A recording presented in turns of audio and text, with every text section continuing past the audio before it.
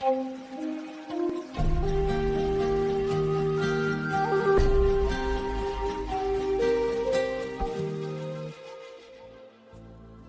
the first year, almost a whole year in the incubator, in the intensive care unit. In the children's hospital, I think the warmth of a mother was missing, the love of parents, the touches. I believe that made a huge difference. And then, after I brought my mother home, on my own responsibility, the next 2 years were really a fight for survival, whether I would make it through or not. And after 3 years, my mother knew he had made it. All right? He won't have an easy path in this world, but he will make it because he survived the first 3 years. These are my mother's stories. I had to give up a lot of things that other kids didn't have to.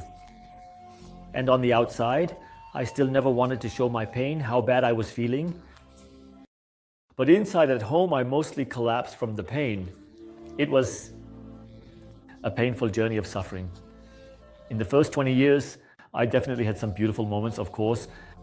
But all the surgeries I was operated on every few years, more and more was taken away from me.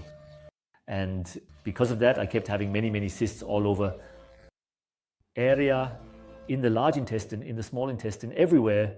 And I had to go under the knife again every few years to see where the pain was coming from. Sometimes the pain was so bad I always say in the solar plexus, in the gastrointestinal area, that I collapsed from pain, I fainted. And then they also sometimes just cut me open on a whim to see what was going on. But most of the time so they basically found almost nothing.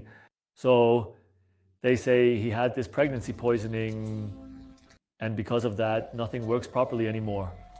And the pain felt like someone was stabbing me in the stomach the whole time or pinching me with pliers. And most of what they did was just keep cutting away pieces, hoping that this time they did the right thing. And at some point around the age of 20, I thought to myself, okay, if they keep going like this and keep operating on me and cutting more away, it didn't get better for me afterwards, but sometimes even worse. The muscle fibers were all separated after all in this whole area. So it really didn't get better for me because of that.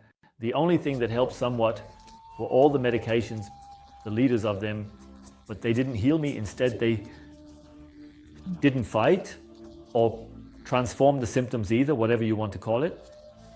They just managed to make me,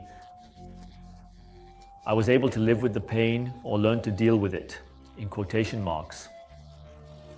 But healing didn't help at all. So it was a path of suffering. The turning point was when I was about 20 years old, and I was fed up. I was just fed up with the whole thing and thought to myself, this can't be it. I don't want this anymore, and I refuse to keep going down this path. And then I had huge discussions, mostly in the forest,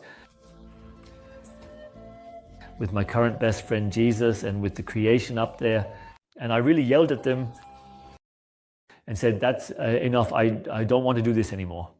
Either you give me something to hold on to, or life, either you make it somewhat bearable or you put an end to it. But I don't want it like that anymore. And I apparently got help just by picking up a book about medicine men. And it said in there that they have healing methods where Western medicine doesn't work. And that caught my attention. That was the turning point where I thought, now I have to try something different. No matter what it is, even if I don't believe in it, because conventional medicine couldn't help me heal. So there has to be another way. And that was the turning point. This book from the library that I got my hands on back then.